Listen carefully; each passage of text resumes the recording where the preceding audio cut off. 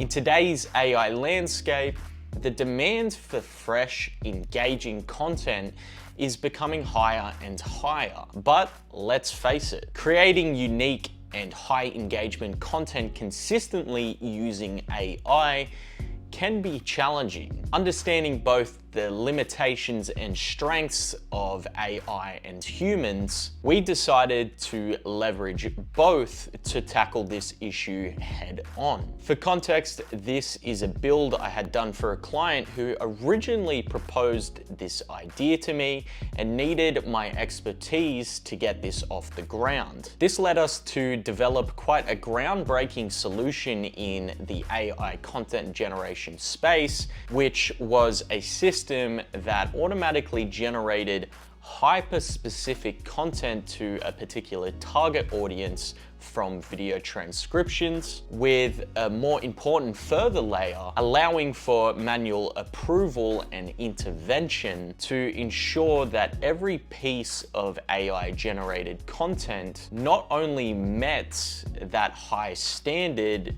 but carried an element of human touch. In this video, I'm going to show you how this powerful combination of AI efficiency and human creativity works, and how it can help you produce content that's both efficient and impactful. Let's dive in. Now, to give you an understanding of this tool's operation, there are two components, and the first one is relevant AI, which is being used to originally generate the AI written content. And that's what you see here. So in this specific use case, the user had been uploading a lot of YouTube videos that needed to be transcribed and then turned into blog posts. So he could develop an ecosystem of content just by one video. And this was originally done by a team of content writers that spent hours and hours every single week turning transcriptions into post-ready content. Essentially what we do here in this tool is we'll take the transcription and we'll choose a relevant hook template as well as a call to action statement. Further down, we'll choose the target audience, and in this case, we were targeting emerging franchise brands with under 10 franchises or locations. We would then input our target audience pain points, as we know, with the user being in the industry for quite some time. Further down, we have our solutions that we can propose to them via a blog post or content piece, and then we can run that tool. Now, how this would operate automatically is a video was uploaded to a folder to which it was transcribed, passed into this tool, and then all the user would have to do was choose the relevant user input fields, hit run, and this would be uploaded to our content tracker. And as you see here under the social media sheet, the content that was generated would be recorded in our tracking spreadsheet. This would include the start and end date of the content post, the relevant channel and platform, as well as the document link. This content would be made into a Google document, uploaded to our content tracker, along with the format. So it was always a text format. There's some other relevant columns here, including the asset folder link. So whenever we needed images with a text post, that would be uploaded there. Now, the important thing here is to note that when a post was created relevant side, this would update the status column as ready for review. You'll see in columns H and I, we included our hook and CTA templates as well. The reason for this would dictate generally how the post would look and really the content that was written. And in the case that a manager needed to go in here and change the hook or CTA template, they could do so, which would be resubmitted back into the tool and then posted back on this content tracker again. So as you can see, the post we just made on the relevance side was updated in our tracker. We can just go ahead and look into this. Now, a few things to point out here are the call to action statement here and really the hook template as well, which is usually at the top here. What we're doing for this post, just to show you the utility of this tool, is we want to change change the call to action statement at the end, and therefore changing our post. Now, this is the case where a content that was generated by our AI needed to be reviewed, and say the manager did not like the way the call to action sounded, he can go in and change that manually. So that's why the hook and CTA templates are posted here. So we can just change that to a different CTA template and update the status column to needs rework. So we have a few different conditions here. When a post is originally created, relevant side, this status would be ready for review. A manager would come in, review that content, and have a few different options to choose from. Now, if the content post was good to go, he would select approved, to which it would be automatically uploaded and documented on a specific platform of his choice, and in this case, it was LinkedIn. For the benefit of the viewer, we are changing this post, so we would need to change the column to needs rework, and that's what we're doing here. This acts as a trigger for this post content to be resubmitted back into a tool, along with that change in CTA template, which is included as a parameter in submitting it back to our relevance tool, which would then delete that row and resubmit it with our updated content. And we'll jump into this content to show you the change in the CTA template, which if we scroll down, the post is changed in a way that our CTA template is reflected throughout the whole post. So an extremely powerful tool that is, again, leveraging both humans and AI. Now, to explain how this works, we'll head over to relevance first. This tool is comprised of a bunch of different things, and we have our user inputs. So in relevance, we'll have our user inputs field, which includes our hook templates, the CTA, and everything. This is just so that the user can actually use this manually. How this tool is comprised is we use an LLM and its respective prompt. We have a prompt and respective inputs for the tone and voice, as well as a transcription summary, hook, our post, and our restructured. So this tool goes through a variety of steps to really refine and create a hyper-specific output as per the user's prompts. Now, I can't really go into serious depth on the relevant side of things, as this was a collaboration between me and the client. So for privacy's sake, we'll skip over a majority of this. One thing to note, at the end of the tool run, we need to make a post request to our make scenario, which handles a lot of the back-end logic that provides the manual approval and posting functionality. So to explain this, the user will input a bunch of variables that are passed into Anthropic, in this case, that uses that to generate its post. What we'll then do is grab that post output and send it to our make webhook URL. So this includes our answer, the hook template we used, our call to action template we used, along with the transcription, target audience, pain point, and solutions. When this is sent over to our make scenario, which I'll jump to in a second, all this data is used and stored locally in make to update and provide that dynamic interaction with the Google Sheet. Now, to get to the most important part of this solution,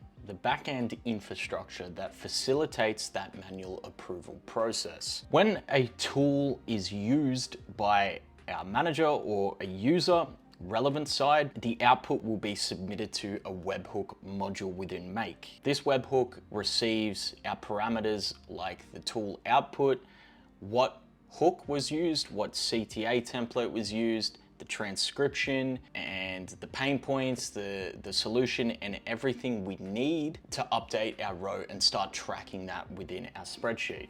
So that's what we do here. We receive that output. We then create a Google document with the content output. We then update our spreadsheet with all that relevant information. So typically it'll be updated with our dates, the channel platform, that document view link where the content sits, asset folder link, and that status, as well as, most importantly, what hook was used, and what CTA template was also used. From there, we need to store those variables that are required to actually run the tool within a make data store so that we can grab them later if the user wishes to rework the content and change some things. So in here, we create a record for the values of the answer, which the answer is the content post, the hook that was used, the CTA, the transcription, and so forth. Next to the real crux of this system is our approval process scenario. Our trigger is when a status column is changed.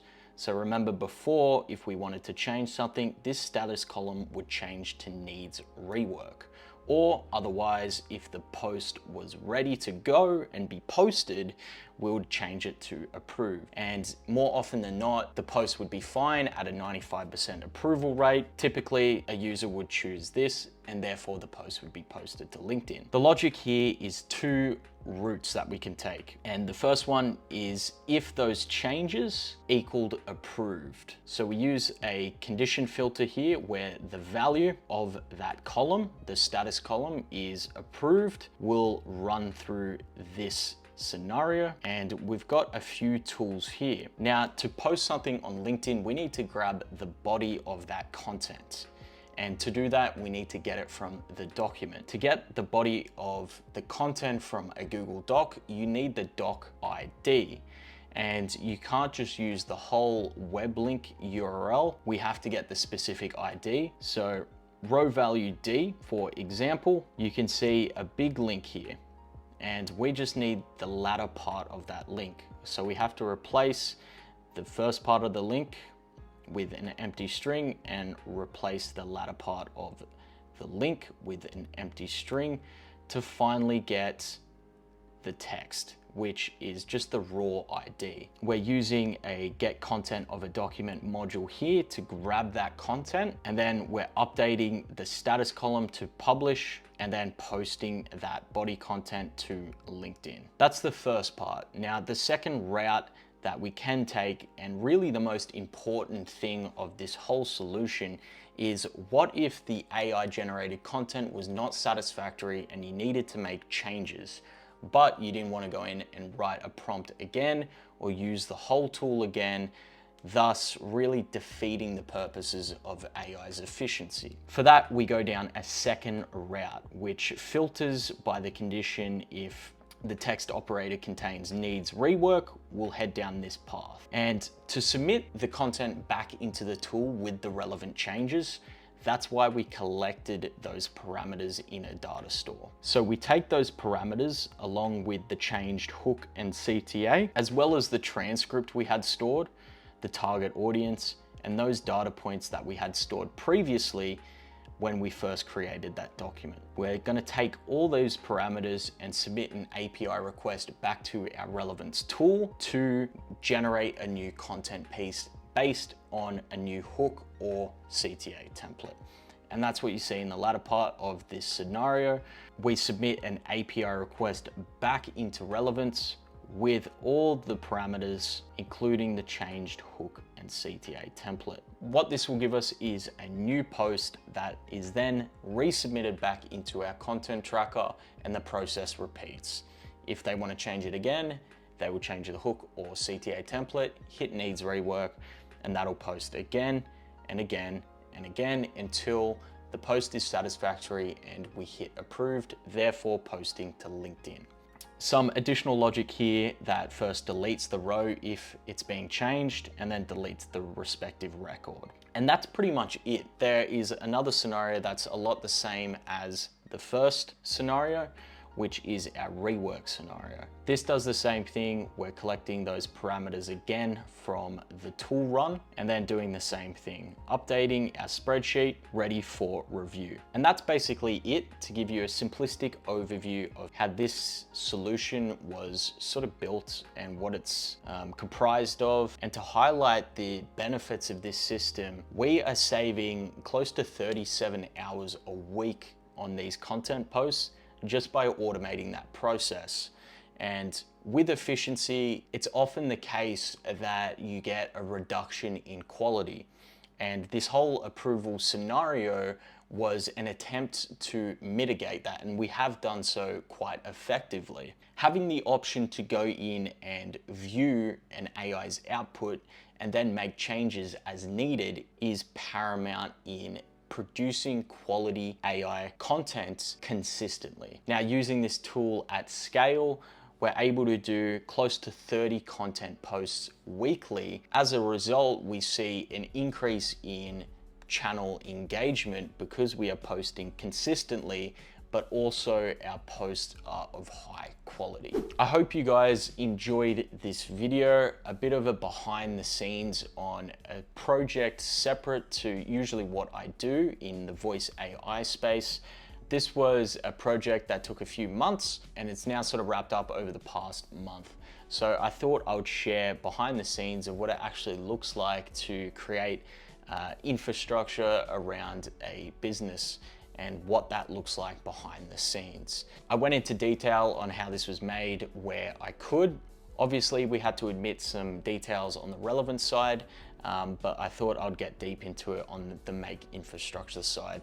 Hopefully you guys got some value out of this if anyone's sort of thinking of doing the same sort of process. Again, thanks for watching. Don't forget to like and subscribe if you want to stay ahead of the AI curve. Be sure to drop a comment. It really lets me know whether I'm doing the right thing or not. If you're looking to integrate AI in your business, be sure to check out the link below and you can get in touch with myself. But until next week.